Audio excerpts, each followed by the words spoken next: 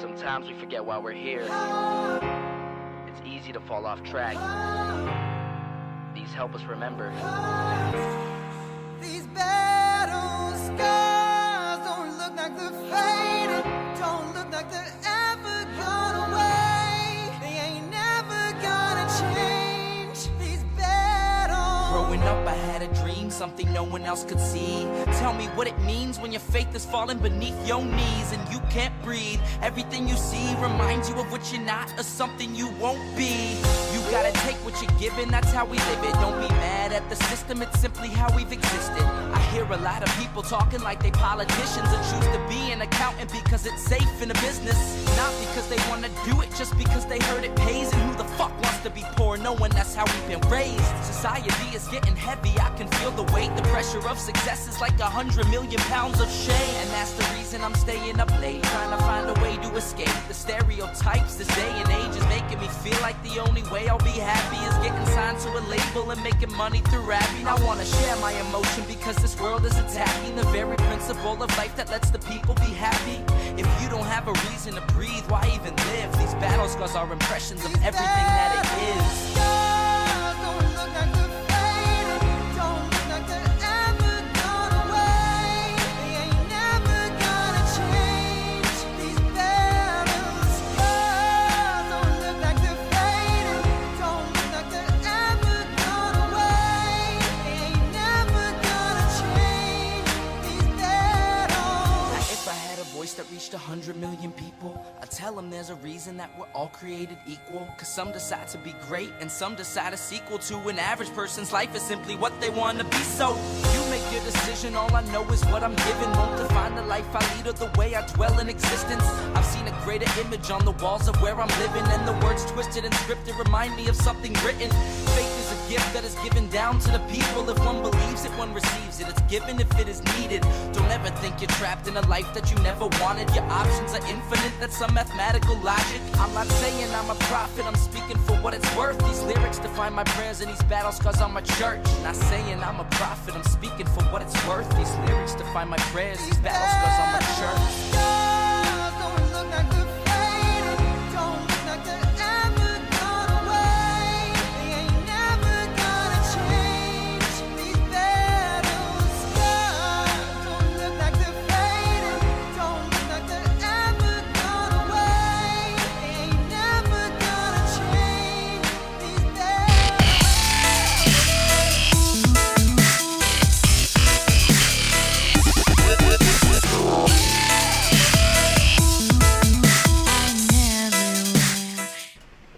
Well, hello everyone, and first, I'm always like off center. There we go.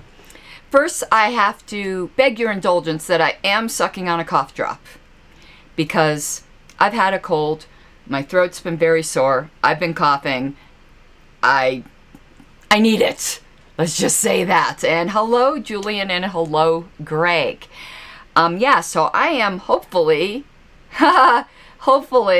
out of the drama frying pan, and back to a more normal type of schedule of doing content where not every day is dealing with L&C crap. I'm sure there's still plenty of crap to happen, but back on to doing some of the staples of what I like to do, which is basically party history and more of the mechanics of third-party politics. So today I have loose ends I want to tie up because tomorrow, which is Friday, which is the typical history day, we're going to be moving on to the next issue of LP News, which is July-August 1973. But I had just various flotsam and jetsam to catch up with from prior episodes.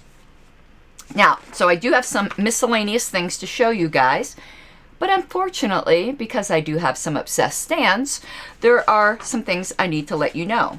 Where did these come from?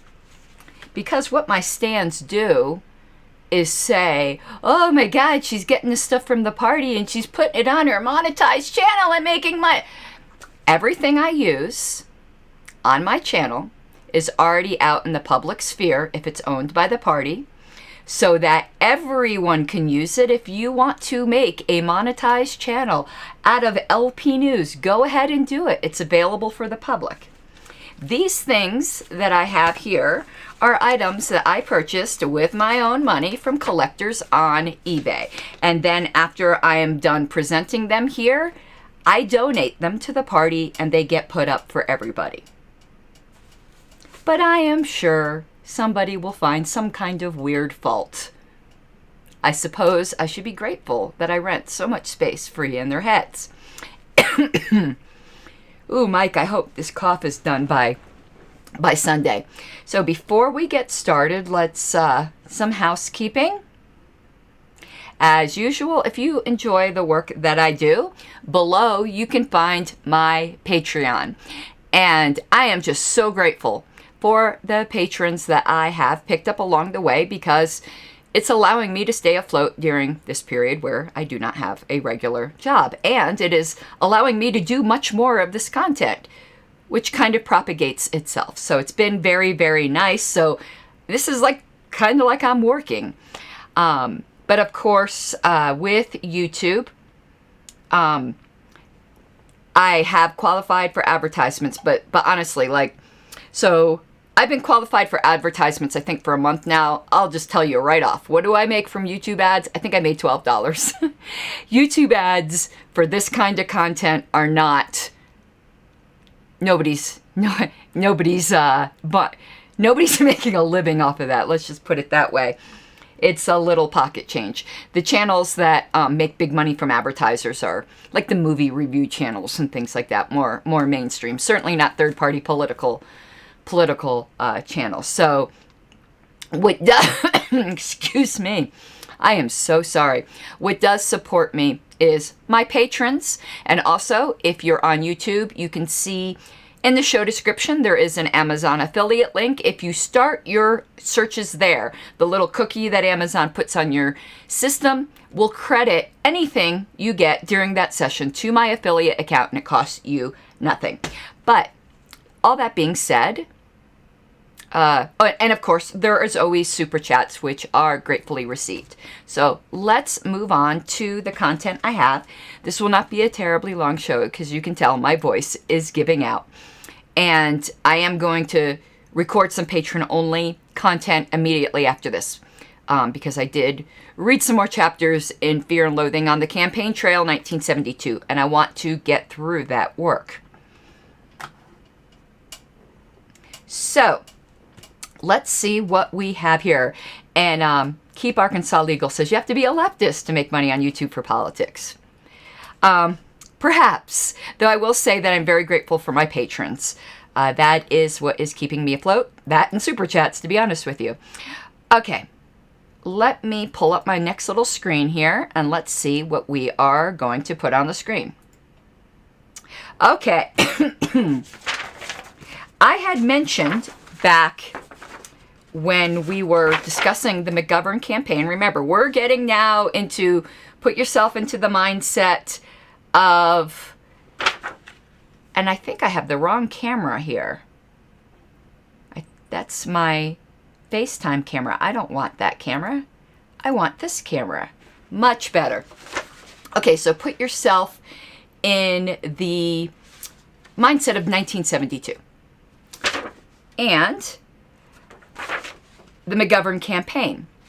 When we were going through LP News, we had noted that there was supposed to be an enclosure in that old copy of LP News with this flyer. And I searched high and low for this flyer. And then I ended up getting a copy of it when I bought this bulk, like there was a listing on eBay that was just various assortment of 1970s Libertarian Party material. And that's where this stuff comes from. And this happened to be in there. So that is nice. Okay. I don't think we're going to like read this whole thing, but maybe we will. But this will be going up on eBay because I am donating it to the LP. So it starts here, and you're going to recognize a lot in this political climate of 72. Many campaigns we've lived through in our lifetimes. So here is a quote. I'm not so sure who this quote is from. I have a feeling it might be from Hospers, but he says, I was planning to stay home on Election Day this year to protest Nixon's breaking the promises he made in 1968. But now that McGovern has captured the Democratic nomination, I guess I'm going to have to go vote for old Tricky Dick after all. The thought of McGovern as president really scares me. By comparison, Nixon seems almost good. Another case of not voting for somebody, voting against somebody. And haven't we heard that story a million times? Oh, funny, I didn't even look at the next paragraph, because I don't read these ahead of time. I'm kind of discovering them with you, because I think contemporaneous reactions are much better. So whoever wrote this article says, no doubt you've heard this. Consider consider the alternative line from quite a few people already, and you'll be hearing it again and again and again between now and November 7th. Nixon's professional fearmongers will be shouting it from the rooftops in an effort to raise additional funds for their already bloated campaign chest. Responsible conservative publications will echo the cry, albeit a less fervently, and millions of good people who are sick at heart over Nixon's actions in the last 2 years will give in and reluctantly troop to the polls in November, hold their noses, grit their teeth, and pull the lever beside the name of Richard Milhous Nixon. This happens over and over. And hardware hack, I did see the latest You're Welcome, and that was pretty thrilling for me to have two of my Liberty heroes talking nicely about me, but Michael Malice still doesn't follow me on Twitter, so I'm heartbroken. But no, that was fantastic. I'm going to clip that out, I think, and put it in one of my shows, because yeah, I was pretty thrilled by that. Okay. So now, no doubt, if the Democrats had nominated Humphrey or Muskie, the Nixon tub thumpers would be hawking much the same line. But it would have fallen to a large extent on deaf ears. For somehow, poor old hot air Hubert and crying Ed Muskie don't make very convincing boogeymen. So, continuing, we're going to skip forward a paragraph, because I'm just trying to give you guys the taste. But the old is new, isn't it? McGovern, on the other hand, retains the ability to terrify. For although he is not in fact more radical than Humphrey or Muskie, his image is considerably more radical. Indeed, he is perceived as being a cross between Norman Thomas and a Neville Chamberlain. A veritable witch's brew of socialism and surrender. That is quite a turn of phrase, isn't it? A witch's brew of socialism and surrender. And it's funny where he goes on to describe that his actual, and doesn't this remind you of Trump somewhat? Not that McGovern is anything like Trump, but the way the fear-mongering and the image grows larger than life, but when you look at their actual record, it doesn't justify the larger-than-life terror that these people seem to, and hello, Death. Death is always here to remind us he's around the corner. For those who don't know, if they think that was random, this is coming from comments, because I don't have the comments on the screen, and I just realized some people might have thought I was going a little crazy. They were just talking, and all of a sudden going, hello, Death. That's quite dark. Okay. And here is something interesting. It is documenting a phenomena that occurs about once every 24 years. So 72, so it would be 96 would have been the last time. No, then another 24 years, 2006, 2026. So maybe in another, I'm suck at math, 2006, 16, 20.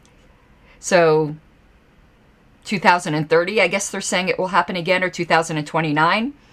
It says every 24 years, a sort of populist radicalism sweeps the country.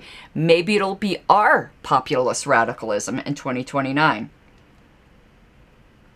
So it says the last time this happened was William Jennings Bryan in 1900, Robert La Follette in 1924, Henry Wallace in 1948, and now McGovern in 1972. And, well, I don't want this to be us now that I'm really reading the next line. They fail miserably in their attempts to capture the White House, but this doesn't seem to deter them from having another go at it each generation. And this generation, it's McGovern. That is very interesting. I'm wondering if anyone else has observed that 24-year cycle. So check out some of these. Look, guaranteed annual income. McGovern was proposing that. A guaranteed annual income of $1,000. But they go on to say that Nixon's family assistance plan is essentially the same thing. And McGovern's promise to assure jobs for all, or in lieu thereof, 100% unemployment compensation. But it says that Nixon bailed out Lockheed. So they're just contrasting that. Is it really that much different, the Republican and the Democrat? Nixon imposed wage price controls, which was the straw that broke the camel's back, that caused the formation of the Libertarian Party on August 7th. The decision was made on August 17th, 1971, in Nolan's living room. I think I have the date right of the 17th. It was definitely August. And Nixon nationalized railroads.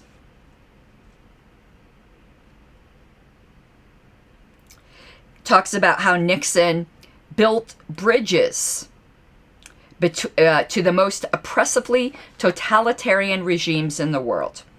And in Vietnam, he pursued a policy that combines the worst of two alternatives, neither getting us out as soon as he was inaugurated or attempting a military victory.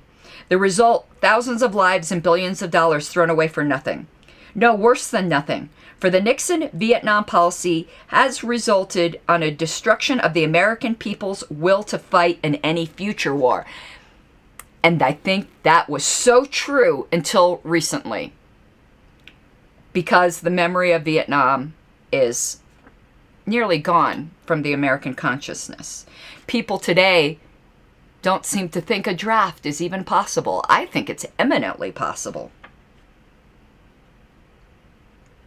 So the foregoing should serve to convince all but the blindest Nixonites and the crassest my party, right or wrong Republicans that the consider the alternative argument is fallacious, that a McGovern administration would be no more of a disaster than 4 more years of Nixon.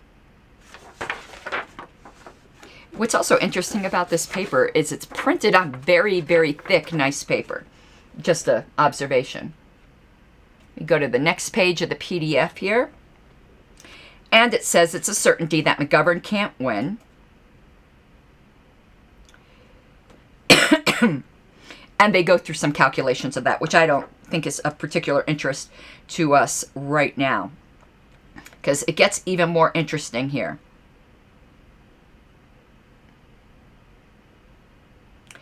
But what if one's motivation is not simply to keep McGovern out of the White House? What if it is to make sure that McGovern and all he stands for is overwhelmingly repudiated at the polls? A laudable motivation, this, but one which carries within it a deadly trap.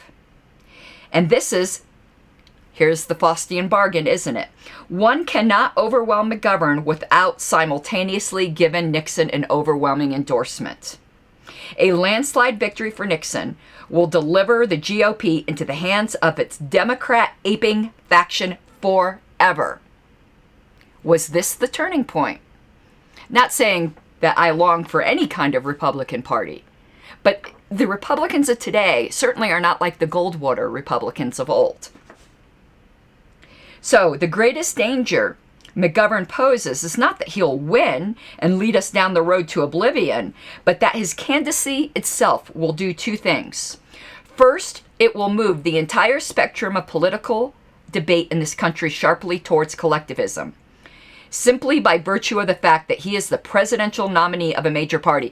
And didn't Bernie Sanders also do the same thing in our times? McGovern will bring respectability to proposals, which as recently as 15 years ago would have categorized any politician who espoused them as a candidate for the funny farm. I point to Bernie Sanders once again. Secondly, and more critically, he will legitimize Nixon. Whether he loses by a wide margin or a narrow one, he will give Nixon a mandate to move towards total statism at an accelerated pace. And then he goes to give the Libertarian alternative and promote Dr. John Hospers. But it concludes that McGovern must be recognized for what he is. A decoy whose greatest danger is that he will lure us into voting for Nixon as the lesser of two evils, and it will take courage to resist this temptation. And at the bottom there you can see, and it's funny, you can't tell from the scan, but you can tell from here that this is actually on like a salmon colored paper or a light pink colored paper. It's scanned white. And you can see the little ads here. For the Hospers campaign. So, blast from the past. So that was one item I wanted to show you guys. Let's see what else I got queued up. Let's go back to this, because this will be, we're going to end on this Restoring Liberty to America. Let's go through some of these shorter things. I think I might have shown you this already, but this is a nice little ad. I think I keep wanting to show you this because it just irritates the living hell out of me that people want to deny that the Libertarian Party is a capitalist party. It was founded on it. We advertised on it. So it says in this ad, there is one voice for capitalism in America's politics, and that is us. And I don't have the back scanned for you, but you can see that here. A welfare state is what happens when you let a government of the people and for the people by the people. With a B-Y-E. So a little play on words there. Next little miscellaneous item. Let me find where I have this. Oh, these were really interesting. So as you can see, it's a campaign schedule for Dr. Hospers in 72. And it was his campaign tour. And here's the public appearances that he had, where he left California and then ended up back in California. And you could see up at the top, the address is still David Nolan's little villa, and there's the address for the California Libertarian Party who was promoting this. All of these things are in such great condition that I picked up. It's amazing. Okay, next, this also, and somebody obviously went to it because they tore off the little ticket thing on the bottom. And who was this? Dr. James Turner is interesting. There was a different, I never noticed this. I'm going to show you guys something. I wish I scanned the back for you. For one thing, the postage was only 10 cents. But there's a national headquarters for the Libertarian Party also in San Francisco at that time. I'm going to cover the address of this gentleman, even though I doubt he still lives there. See that? I didn't know we had a headquarters in San Francisco at that time. So it was a Hospers for Governor banquet with. Oh, this is for governor. So when was this? This is in 74. I'm actually getting ahead of myself. I saw Hospers and assumed this was for the presidential candidate. So we're kind of skipping ahead here a bit. This is when he was running for governor, when McBride was our presidential candidate. So by 74, the Libertarian Party offices were in California. So I didn't even expect that. As you can tell, I really am doing these on the fly. And I didn't scan this for some reason. But there's also this little, like, program for that banquet. And I'll show you the inside. And this was held at the Golden Pavilion at the Hall of the Four Seasons, El Camino Real, Los Altos, California. Pretty nifty, huh? Pardon me. All right. The last thing we have. I had hit it. Let me find it again. Here we go. Let me take some drink of a soda here because, whew, I am really coughing. Not coffee, like, never mind. You got it. You guys know my humor by now. So, a 4th of July address. This was also mentioned in an old LP News, and I was bemoaning the fact that this enclosure was lost to time, and then it was in this pile of things that I purchased. And this is also printed on some very nice paper. Covfefe, for sure. Okay, 4th of July address by Dr. John Hosper. So this was in 72 when, well, I'm assuming, yeah, it has his campaign on the back. So it is when he was at campaign. And this we are going to read through. He wrote so very well. A little bit too moderate for me, but still obviously radical when it compared to just normal politics, correct? So, 200 years will soon have elapsed since the year 1776. The Founding Fathers established at that time a nation unique in the history of the world, the American Republic. I might have trouble reading all this with my cough. It was unique in that it provided for a balance of powers among the legislative, executive, and judicial branches of government. It was unique also in that it provided a constitution in which the rights of man were explicitly protected, even against a majority which might have used the democratic process to curtail the rights of minorities and dissenters. That is no longer true, is it? We are under the tyranny of the majority right now. That is to say, it was strictly speaking the constitution of a republic, and we've lost that, and not of an unlimited democracy. In the constitution of this republic was guaranteed the freedom of each man to speak his mind without fear of retaliation by the state. The freedom of the press, enabling him to write what he wanted and publicize it to whom he wanted. To direct his criticism even against the state if he so choose. The freedom of peaceable assembly, guaranteeing his right to band together with others to discuss any and all ideas. We no longer have that. There are certain ideas which are just off the table, including those opposed to the government itself. Really? Being opposed to the government itself today will get you on a list of potential domestic terrorists, like libertarians are now. And by the way, Facebook wants you to know that you may have been exposed to dangerous extremists. One of those you're watching right now. The Founding Fathers knew from their experiences in Europe the meaning of tyranny, oppression, and violation of the rights of man. And this time they were determined to make no mistakes, but to enshrine their conception of human liberty in the document, and that's misspelled as document. I pick up on that stuff. That marked its inception, ensure the preservation of the rights of individuals in the new republic for all time to come.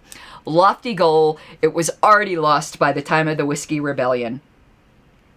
The new Constitution was not without its flaws, you don't say. One of these was the absence of any prohibition against slavery. That, to me, was a fatal flaw that we're still paying for today. An omission which, however politically necessary at the time, I'm sorry, it's never necessary to enslave other men. To keep the South in the Union was not corrected until the Civil War. They should have just said, screw the South then. Don't have them in the Union. It's not worth. You don't ever gamble with the lives of men to say you can own men so we could have this country. How obscene. If one man has the right to dispose of the life of other men as he sees fit, this is slavery. And if a government has a right to dispose of a man's life as its officials see fit, that too is slavery. And thus another defect in the Constitution was the failure to prohibit the non-voluntary use of human beings in military service. Well, what about making us their wage slaves? Like, I don't mean wage slave in the way like socialists do. I mean, they literally steal our wages. But Hospers won't go that far, I don't think. A free nation is best served by a free and voluntary army. and only a voluntary army is compatible with the right to life as stated in the Constitution. I agree. Still another flaw was the absence of any reference to economic freedom, the freedom of every individual to engage in a trade or profession of his own choosing, and to trade his product or service on the free market with other individuals without any coercion by the government at any stage of this activity. And I would include in reaping its rewards as well. Robert says, will I be uploading these to a website? These all are on Elpedia. Elpedia is the Libertarian Party's official historical wiki. It's elpedia.org, and you can find all the material I use at elpedia.org. These are not up there yet because these came out of my personal collection and not out of documents that belong to the party. They will belong to the party, though, this evening as I'm donating them. This was not because the Founding Fathers opposed economic freedom. Quite the contrary.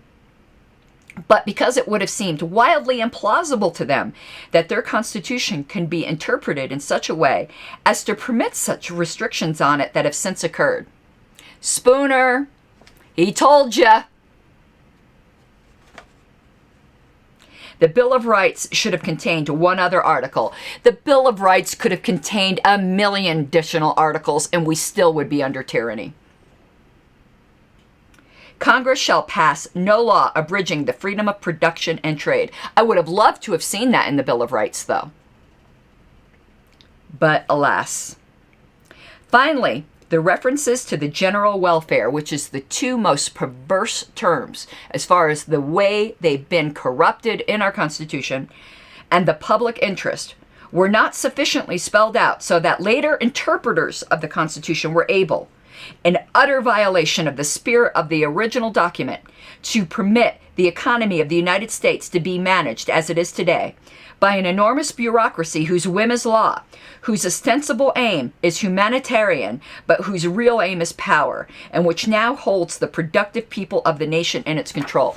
And this is something that I think, on one hand, people like Justin Amash fail to grasp as to why libertarians kind of cringe at the phrase rule of law, which he says almost with like a reverence that you would say for a deity.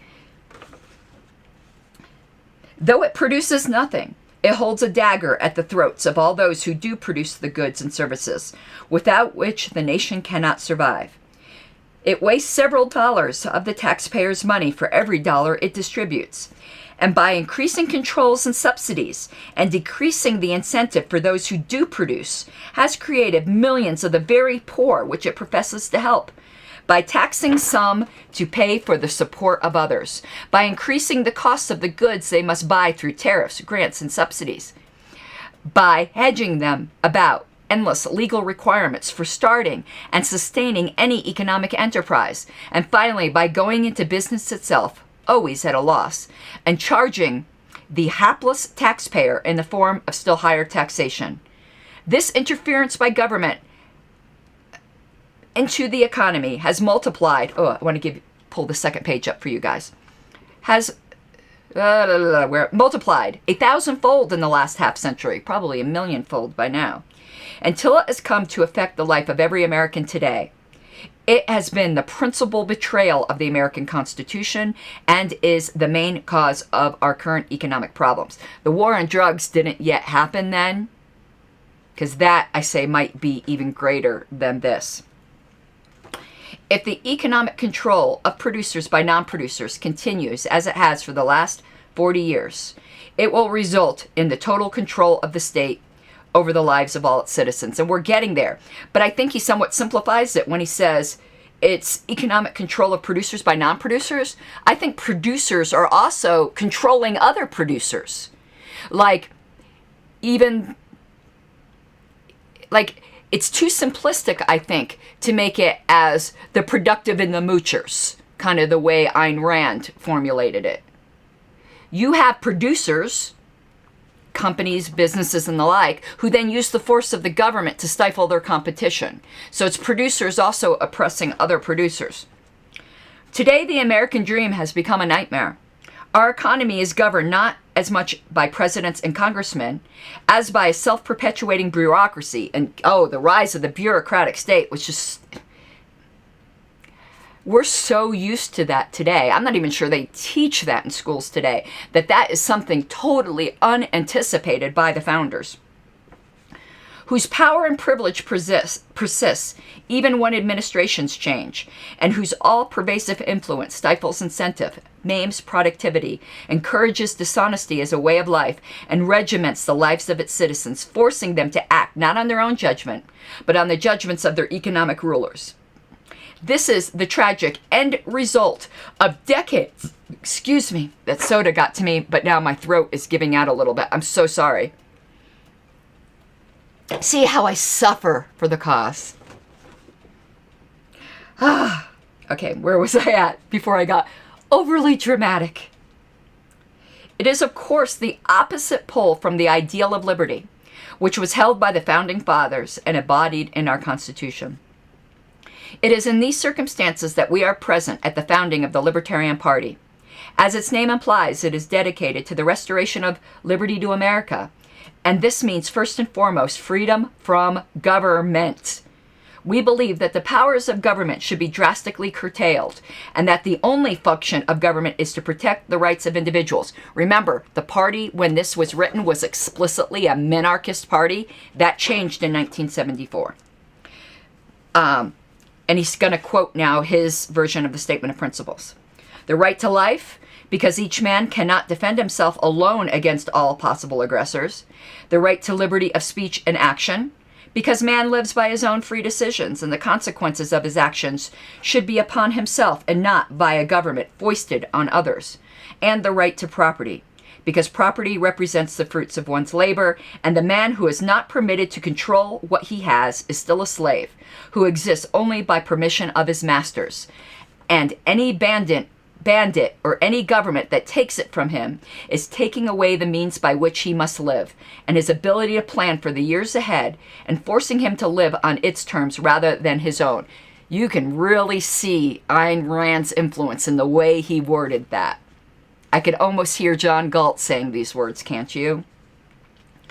We, the members of the Libertarian Party, hold that no one is the owner of anyone's life but his own, that the lives of others are not his to dispose of, that no man's life should be a non-voluntary mortgage on the lives of others. I love that phrase. A non-voluntary, that no man's life should be a non-voluntary mortgage on the lives of others. That's really profound. That no one may use force to change the course of the lives of others. That one may only use force only in retaliation against those who have initiated its use. And that no government has the right to initiate the use of force against any citizen. If you took that consistently, Mr. Hospers, you would be an anarchist. The American Constitution carefully specified very great restrictions, not on individual actions, but on the powers of government. And its entire emphasis is on the non-interference by government in the lives of its citizens. If this ideal of liberty had not been betrayed by the leaders of our nation, not just the leaders, it's been betrayed by every single generation that has not revolted. I'm sorry, but that's just like the reality of it. But the fact is, revolts involve violence, and violence is costly, and we need to avoid violence at all costs. Therefore, the peaceful political revolution that I advocate for and that the Libertarian Party advocates for. But the fact is, all of us are ultimately responsible for the losses of our freedoms. What to do about it, it's so hard to tell, isn't it? Because some people will reach the conclusion that violent revolution is the only way. I'm a pacifist. I refuse to accept that, and I refuse to advocate for that. But the stark reality still is always before us, isn't it? And that's why we defend the Second Amendment, hoping that it will never have to be used for the ultimate cause for which it is enshrined. There would have been no need for us to form a new party in order to bring to the attention of our fellow Americans truths which are once so plain and so profound. And so that's the end of that. I'd like to go back to my big screen here.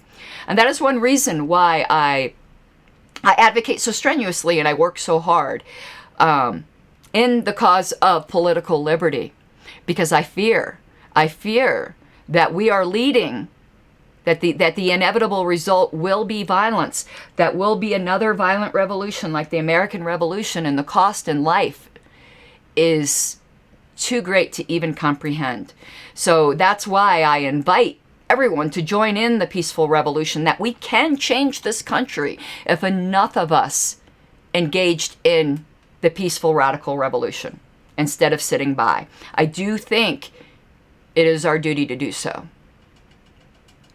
Anyway, I am done with my preaching.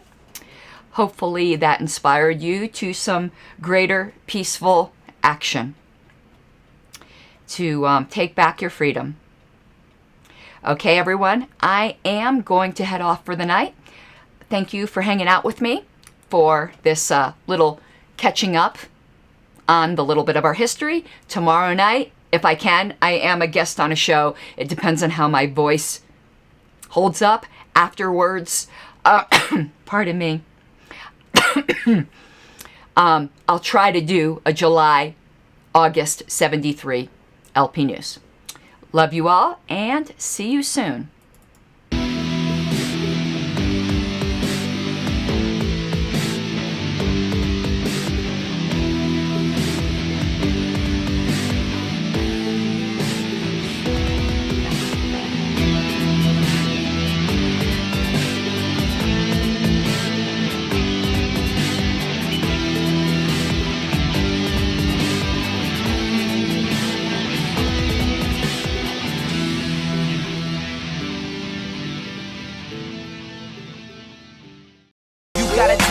Given, that's how we live it. Don't be mad at the system, it's simply how we've existed. I hear a lot of people talking like they politicians and choose to be an accountant because it's safe in a business, not because